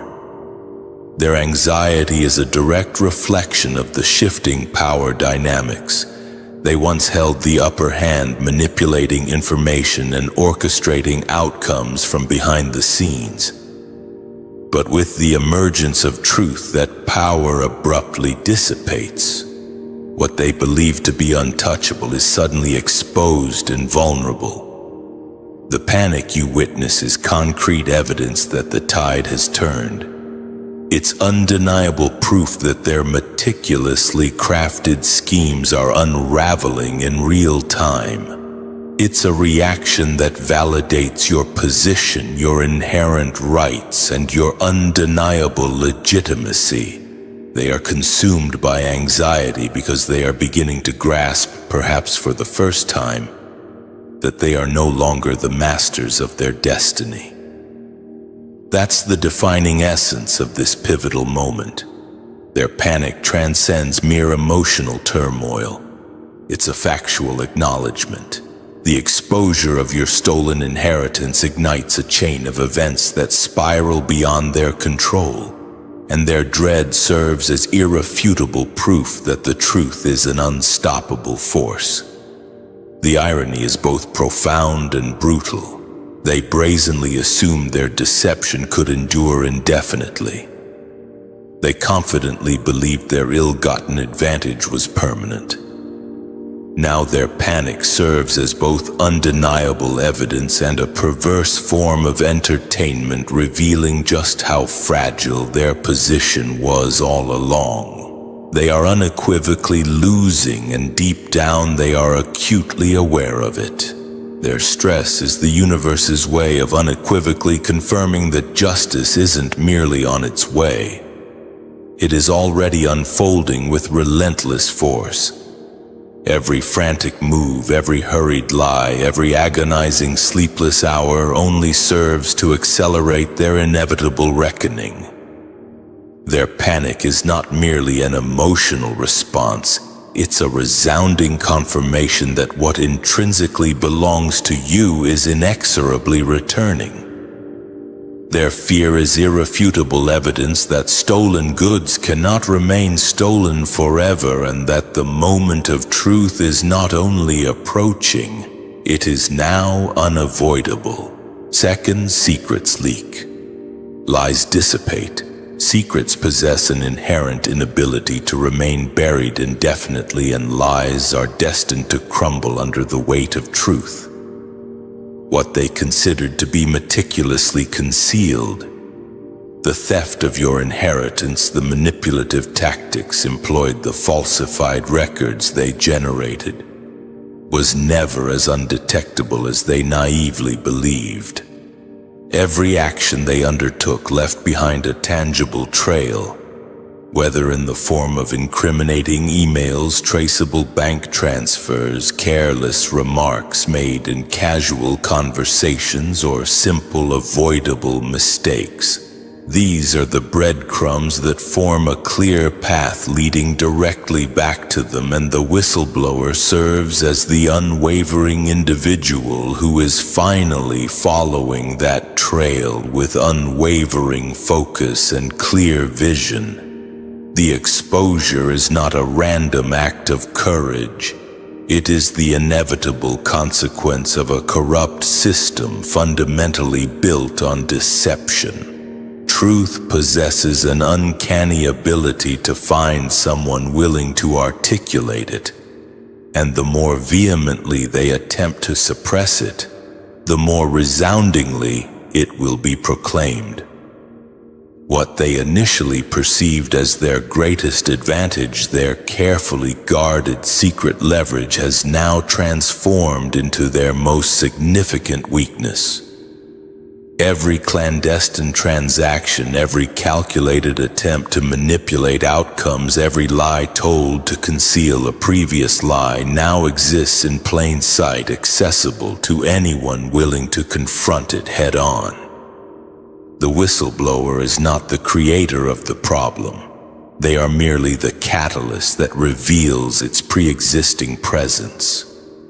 What's truly astonishing is that the documents, the recordings, the irrefutable evidence, and the subtle inconsistencies they so readily dismissed are now speaking with a deafening volume that drowns out any attempt at denial. Even those who were previously too intimidated or too driven by greed to take action are now becoming reluctant witnesses to the unfolding truth. The secrecy upon which they relied so heavily collapses the instant someone resolutely refuses to remain silent. The impact is both immediate and deeply psychological. They are being relentlessly watched, meticulously analyzed, and exposed in ways they never remotely imagined.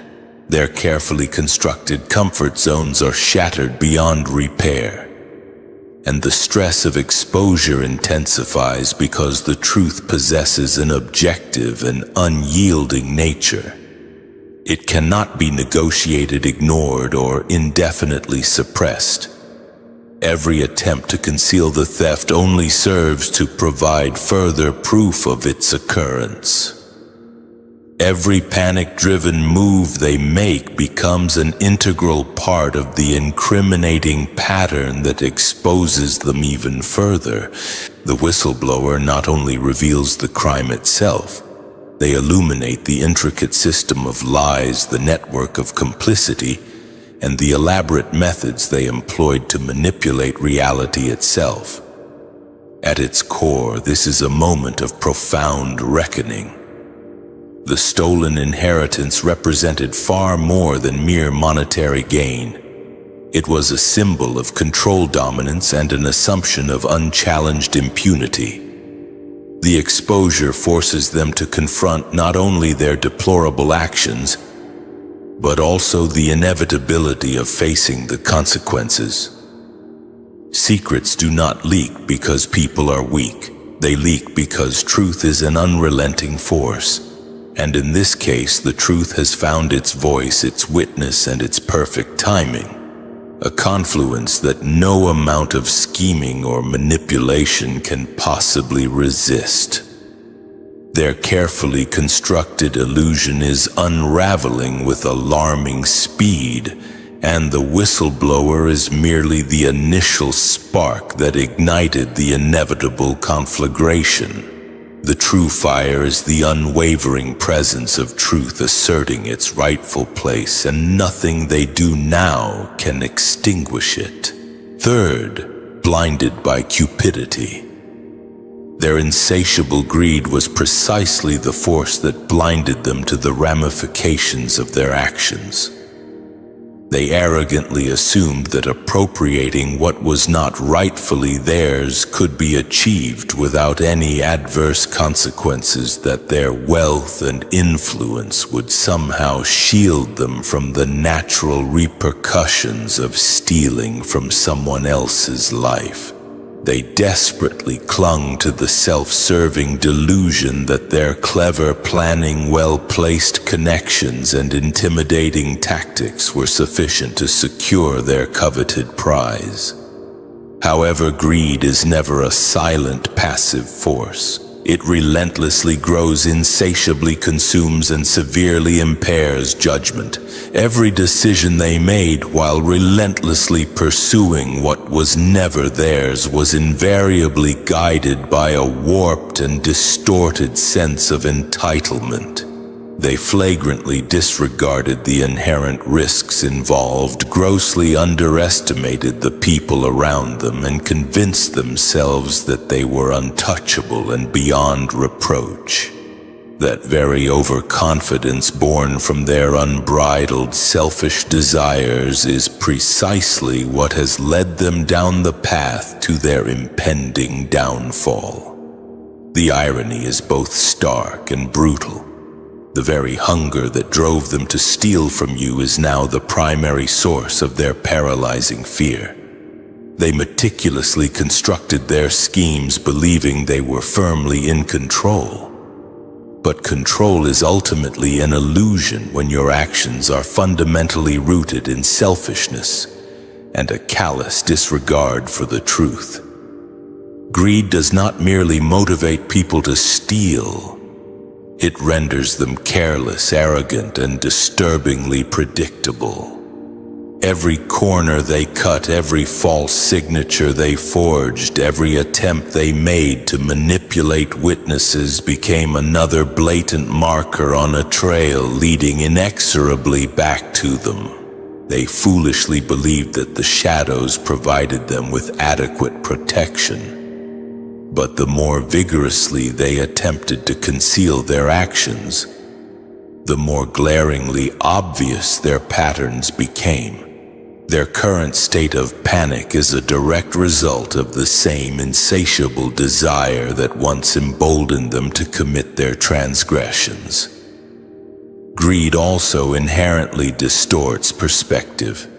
They measured success solely by the accumulation of wealth, rather than the attainment of justice, prioritizing personal advantage over fairness and equity. This profound distortion rendered them oblivious to the warning signs that surrounded them, blinding them to the inevitability of their eventual exposure. They operated under the delusion that their theft could exist without any repercussions because their vision was clouded by the allure of immediate gratification. Every choice they made was calculated to benefit themselves at the expense of what was morally right. And each selfish maneuver has now amplified the severity of the consequences they are poised to face. What they naively believed to be clever manipulation is now irrefutable evidence of their wrongdoing, and their abject stress is a clear indication that they recognize this truth even if they realize it's too late to avert the impending disaster. Ultimately, their greed was never merely a moral failing. It was also a significant strategic weakness. It dictated their every move, created predictable patterns in their behavior, and ensured that anyone paying close attention would inevitably take notice of their transgressions. It virtually guaranteed their eventual exposure. What they mistakenly perceived as unshakable security ultimately became their greatest vulnerability. The irony is incredibly sharp. Their consuming desire to possess what was not rightfully theirs is precisely what is now forcing them to helplessly watch as it returns to the person they so callously attempted to steal from. Greed promised them unparalleled wealth and absolute control, but it has instead delivered crippling anxiety, paralyzing fear, and eventual inevitable defeat. Their panic is not merely an emotional response. It is undeniable proof that desire devoid of integrity will always ultimately backfire. Fourth, the whistleblower catalyst. Not hero. The whistleblower should not be regarded as the hero of this story. They are in fact the catalyst. While their actions are undeniably significant, they represent merely the starting point of a process that was inherently inevitable from the outset. Justice possesses its own inherent momentum, and no amount of manipulation, intimidation, or bribery can ultimately halt its progress once the truth has begun to emerge into the light. The whistleblower's courage and action serve merely as the spark that ignites a fire that was already lying dormant, waiting to be kindled. Every lie that was told, every asset that was stolen, every attempt that was made to conceal the theft has been meticulously recorded within the very fabric of reality itself. And once the spark makes contact, the ensuing chain reaction becomes entirely unstoppable. What unfolds following the whistleblower's revelation is not chaos. It is destiny simply asserting itself.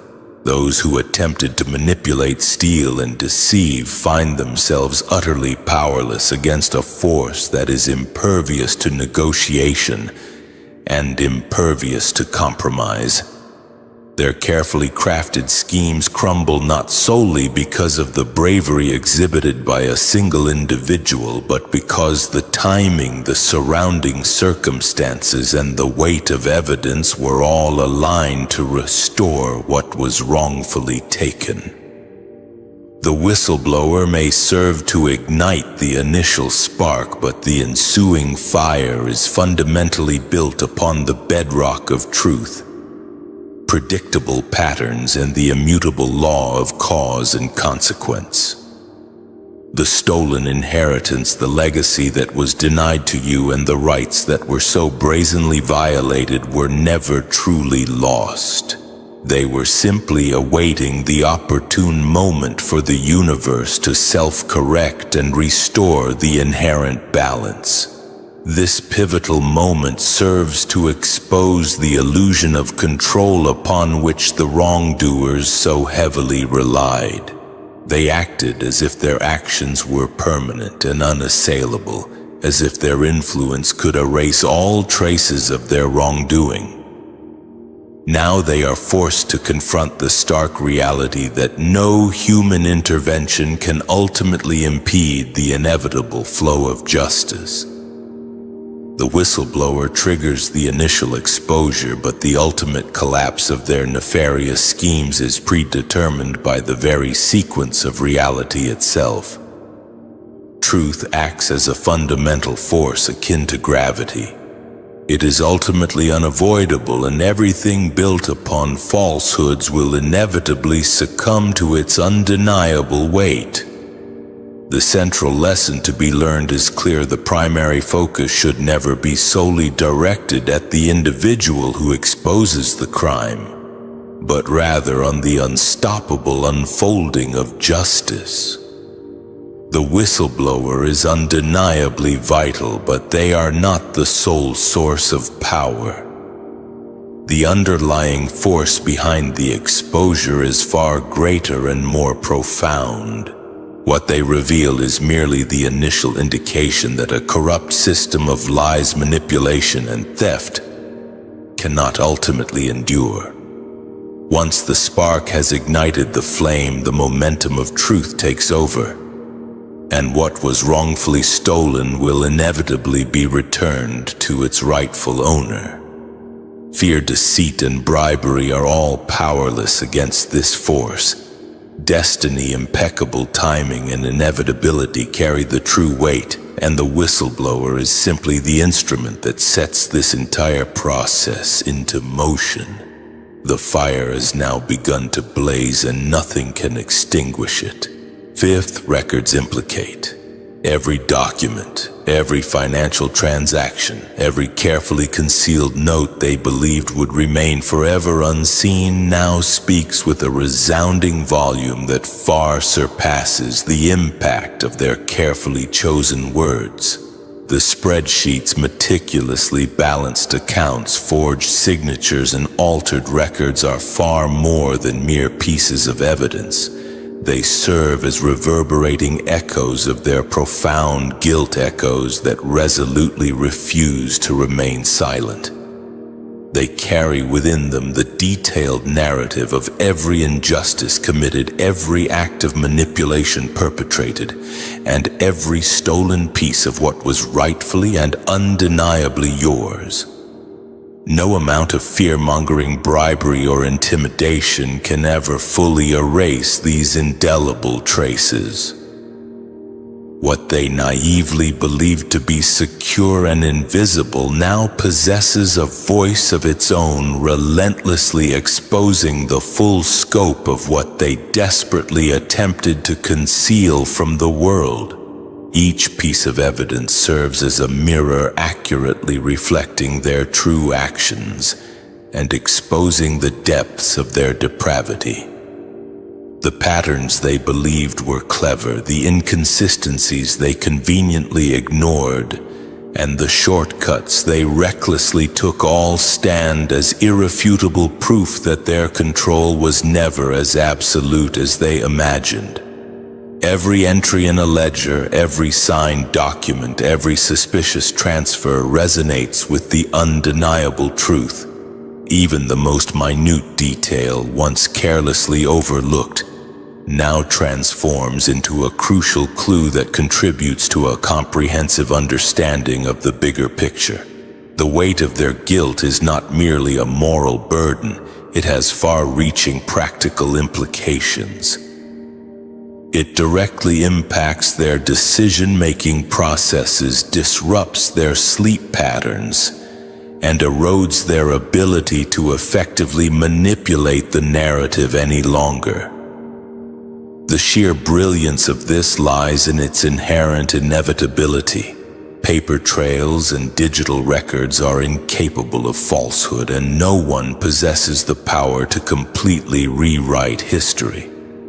The moment someone decides to take a closer look, the whistleblower, the dedicated investigators, or even a keen observer with a discerning eye, these dormant echoes of guilt amplify and align, ultimately revealing the full and unvarnished extent of the theft and manipulation that occurred. Every attempt they made to cover up the truth only serves to amplify its clarity and intensify its impact. Their panic-stricken responses, their defensively motivated maneuvers, and their feeble excuses now all serve to confirm what these incriminating documents have already unequivocally demonstrated.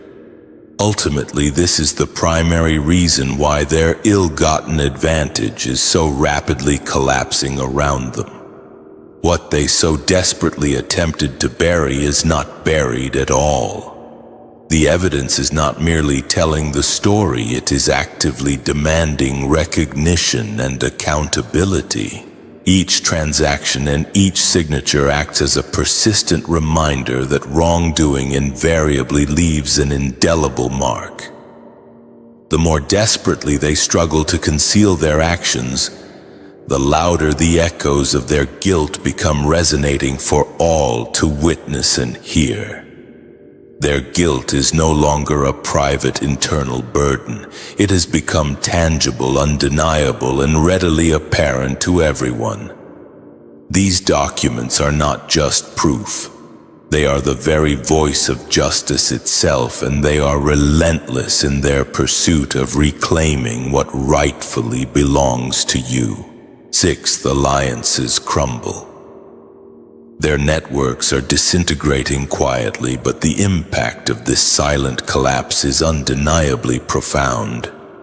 The individuals who once enabled their actions, applauded their illicit schemes, or conveniently turned a blind eye to the theft are now experiencing tremors of unease that they cannot afford to ignore.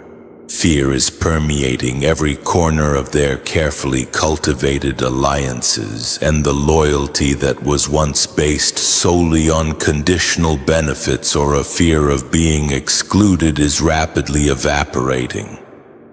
The connections they relied upon to maintain control, protect their interests, or cover their tracks are weakening under the immense pressure of inevitable exposure.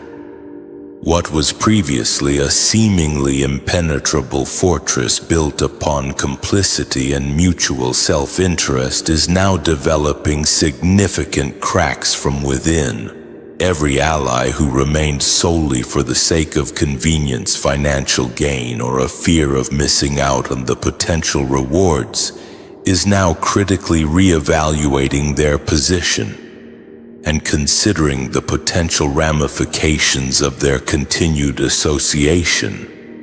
Those relationships that once appeared to be rock solid and unwavering are now undergoing a perceptible shift as the potential costs of maintaining those ties begin to outweigh any perceived benefits they may have previously provided.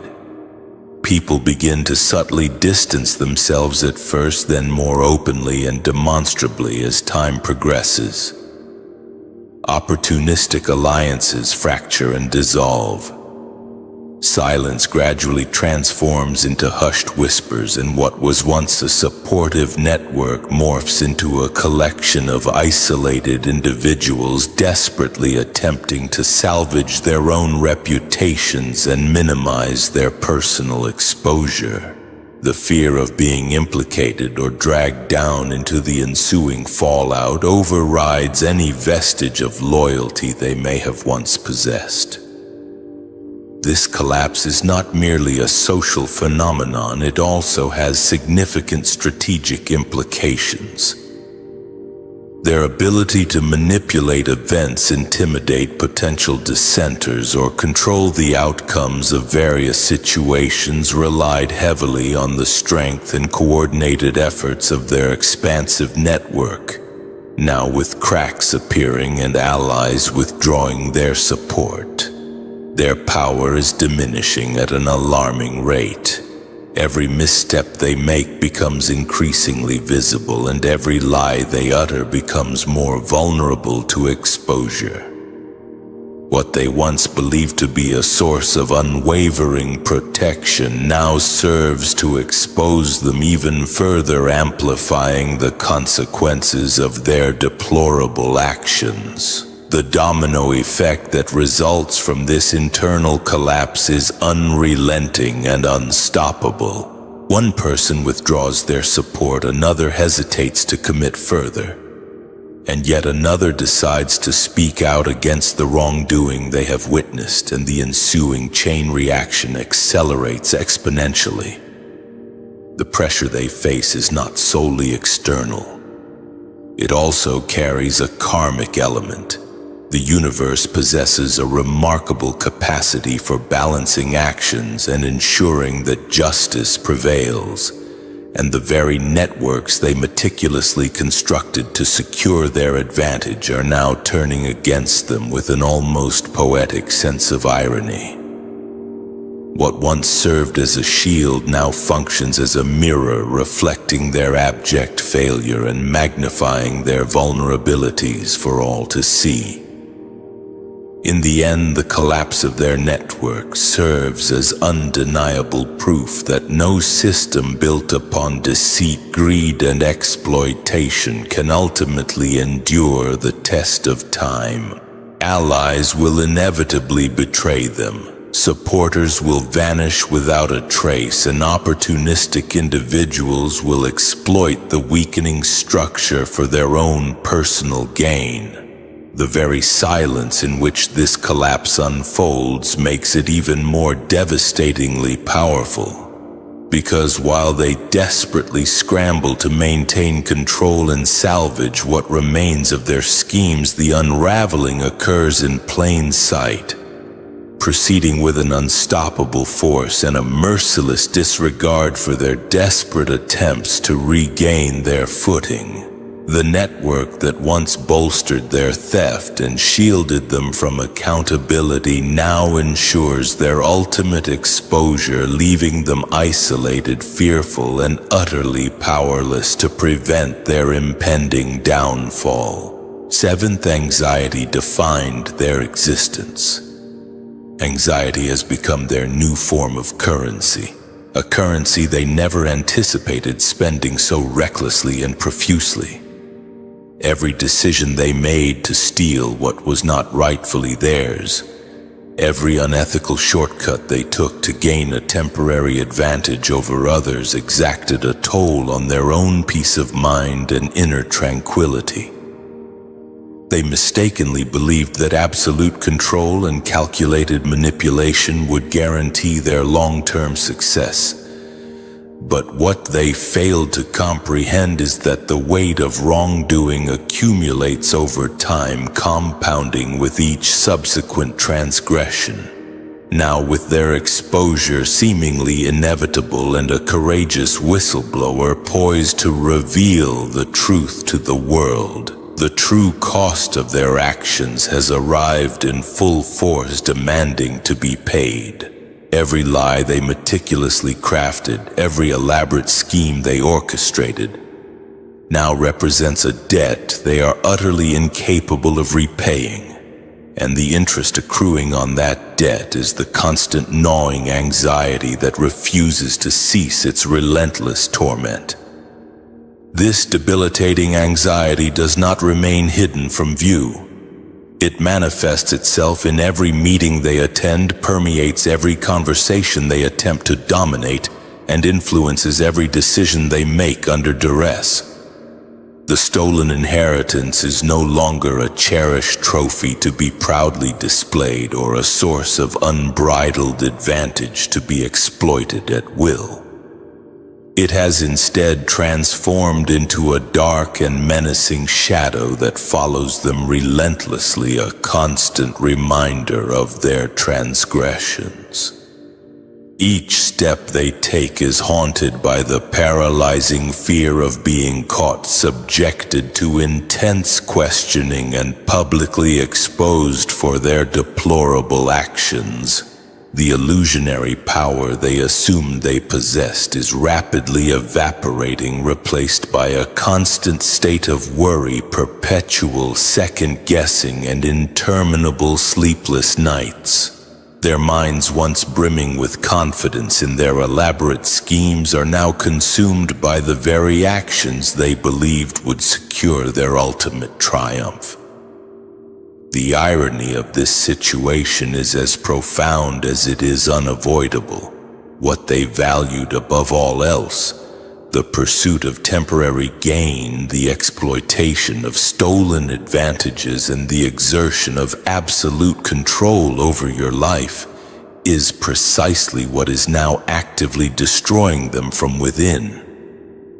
Anxiety has become their dominant form of currency, dictating their every reaction, influencing every choice they make, and shaping every interaction they undertake.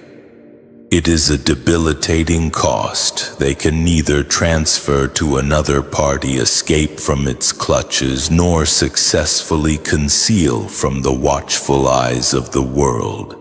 The market of their lives has crashed spectacularly, and the only commodity they are currently trading is abject stress and paralyzing fear. Even their desperate attempts to regain control and salvage their reputations only serve to intensify the mounting pressure they face. Every calculated move they make to cover up the truth, justify their actions, or distract attention away from their wrongdoing only reinforces the weight of their past transgressions. The stolen inheritance, once viewed as a symbol of their power and dominance, now functions as a constant reminder of their inherent vulnerability, their profound guilt, and their impending inevitable exposure. In the end, they are forced to confront the harsh reality that no fleeting advantage is worth the constant and crippling price of unrelenting anxiety, and that the very thing they sought to claim as their own is now the very thing that exerts complete and utter control over their lives. Every waking moment has become a transaction conducted in the currency of fear, and it is a currency that can never be spent wisely or judiciously. Eighth, justice will prevail.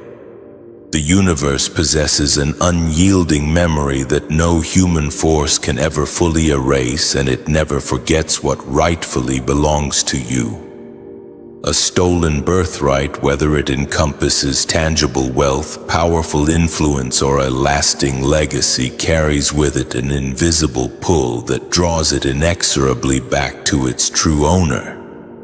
It matters not how sophisticated the theft was, how meticulously they attempted to conceal their actions, or how many layers of lies and manipulations they carefully constructed to disguise the truth.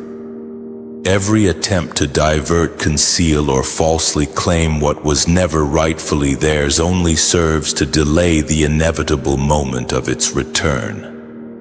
Resistance is ultimately futile because the underlying force that governs balance and ensures the triumph of justice operates entirely independently of human schemes and manipulations. What they wrongfully took from you possesses a natural and inherent alignment to you. Birthrights are not merely material possessions. They represent extensions of your destiny, your identity, and your unique purpose in the world. When someone attempts to intercept or usurp them, they disrupt the delicate balance of the universe, creating an imbalance that the universe will inevitably correct. The stolen inheritance, the legacy they attempted to claim as their own, can never be truly possessed by those who have no legitimate claim to it. It is magnetically drawn back to the one to whom it inherently belongs, much like a compass needle, unfailingly returning to the north, or water unerringly finding its level. Every action they take to hold on to it, every elaborate strategy they implement to avoid accountability for their transgressions, only serves to accelerate the inevitable process of its return. The consequences of attempting to resist this natural correction are ultimately unavoidable. They may temporarily delay the exposure of their actions, manipulate public perception to their advantage, or intimidate others into remaining silent. But these measures are merely temporary and ultimately ineffective against the inexorable forces of the universe. The universe does not operate on temporary measures or fleeting illusions. It responds to the essence of things, to rightful claims, and to the immutable power of truth. The stolen birthright generates a gravitational pull that is far stronger than any manifestation of fear, any act of bribery, or any carefully constructed deception. They may delude themselves into believing they are in control for a brief period of time, but the underlying alignment towards restoration and the re-establishment of balance remains constant, inevitable, and utterly unstoppable. This fundamental principle is not merely an abstract concept. It is readily observable in countless instances throughout history. The annals of human history are replete with cases in which individuals attempted to hijack what was not rightfully theirs, only to witness its eventual return to its rightful owner in ways that were undeniable, widely publicized, and irreversible. Attempts to resist the rightful flow of destiny only create friction, amplify stress, and ultimately lead to complete and utter collapse. The universe's correction does not require the presence of witnesses, the intervention of lawyers, or the enforcement of human authorities.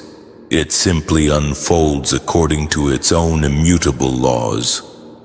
What was wrongfully stolen will inevitably find its way back home, because the very fabric of existence is meticulously designed to restore balance and ensure that justice ultimately prevails. So to bring it all together, the core message here is one of hope and ultimate justice. It's about recognizing that even when it feels like everything has been stolen and darkness has prevailed,